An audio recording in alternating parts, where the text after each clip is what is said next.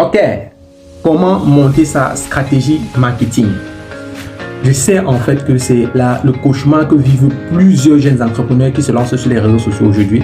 Ils ont du mal à pouvoir bien monter leur stratégie marketing parce qu'ils ont certaines informations qui ne correspondent pas en fait à ce qu'ils veulent atteindre comme résultat. De façon simple, aujourd'hui nous allons débattre sur cette thématique qui est comment monter sa stratégie marketing.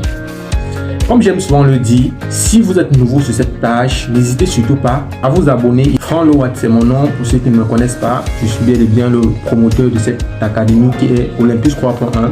Ce matin, on va essayer de débattre sur cette thématique qui est celle de comment monter une bonne stratégie marketing.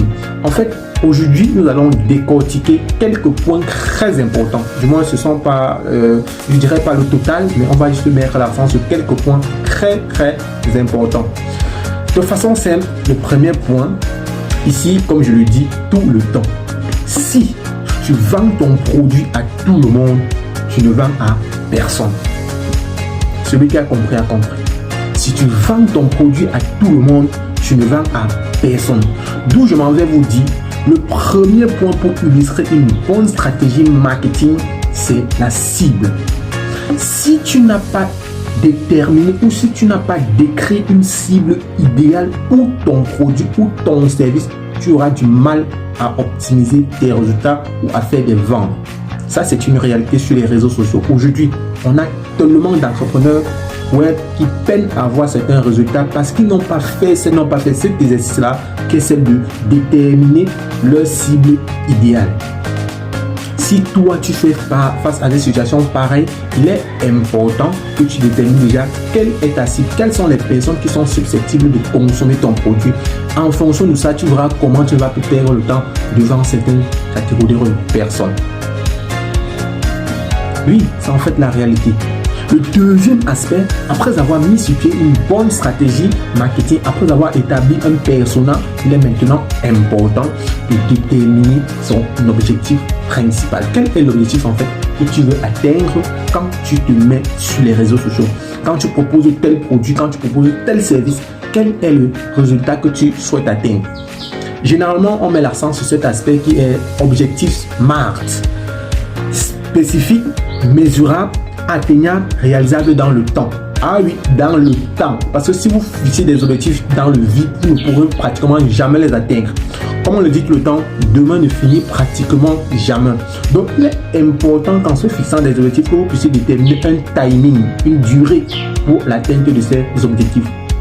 Là, c'est le deuxième point. Vous voyez que si c'est que vous n'avez déjà pas établi une cible, vous aurez du mal à vous fixer des objectifs.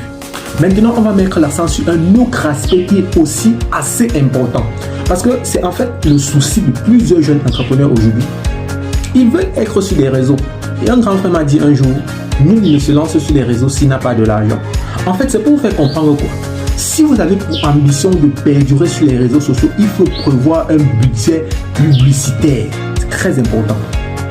Que vous soyez une PME, vous voulez vous lancer sur les réseaux, il est important de prévoir un budget publicitaire. Et comme on le dit tout le temps, pour ceux qui ont l'habitude de côtoyer l'industrie du marketing des réseaux, ils suivront où on dira pour atteindre ou pour pouvoir parvenir à bien gérer sa publicité, il faut prévoir au moins 20 à 45% du chiffre d'affaires escompté. Je ne sais pas si on comprend. 20 à 35% du chiffre d'affaires escompté. Ça veut dire, si vous avez pour ambition d'atteindre un chiffre d'affaires d'1 million le mois, il est important que vous puissiez prévoir un budget publicitaire de pratiquement 20 à 35%. C'est ça qui pourra vous permettre aussi d'optimiser, c'est ça aussi qui pourra vous permettre d'établir une bonne stratégie marketing. Oui, c'est très important de ne pas négliger le budget publicitaire. C'est très important. Maintenant, il y a un autre aspect qui est le quatrième point. Ici, là, c'est le plan d'action. Comment est-ce que vous allez faire pour pouvoir mener à bien ce projet? Comment est-ce que vous allez faire pour pouvoir créer des contenus de façon régulière, de façon consistante, de façon pertinente? Moi, je mets l'accent sur un aspect qui est assez important, le contenu, la création de contenu. Parce que plein de personnes aujourd'hui mettent l'accent beaucoup plus sur la création de contenu qui ont pour but de vendre. Non, il y a plusieurs types de contenus qu'il faut être en mesure de déterminer. On parle des contenus éducatifs, des contenus promotionnels, des contenus événementiels. Il faudrait que vous soyez en mesure de différencier cela. C'est ça en fait qui pourra vous permettre d'organiser la création de vos contenus afin d'atteindre les objectifs escomptés. Mais dès lors que vous avez réussi à faire tout ce regroupement-là, il y a un dernier aspect qui est assez important.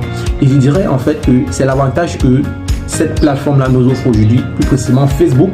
C'est en fait cette possibilité de faire une analyse afin de déterminer quel est notre niveau d'évolution sur ces réseaux sociaux. Les indicateurs de performance, on a la possibilité de voir cela sur Facebook. On a tellement de plateformes qui nous offrent cette possibilité-là. On prend avantage de ça pour pouvoir nous positionner, pour pouvoir nous situer, pour pouvoir voir comment est-ce qu'on va affiner la stratégie marketing afin d'atteindre les résultats escomptés. Donc de façon simple, voilà en fait les 5 aspects qu'il faut tenir en compte quand vous voulez mettre sur pied ou monter une très bonne stratégie marketing. Comme j'ai dit, le premier aspect c'est la cible. Le deuxième aspect ce sont les objectifs SMART. Le troisième c'est le budget publicitaire. Le quatrième c'est le plan d'action et le cinquième sont les indicateurs. Donnons-nous rendez-vous pour les prochaines chroniques en espérant que celle-ci vous sera utile. Ciao.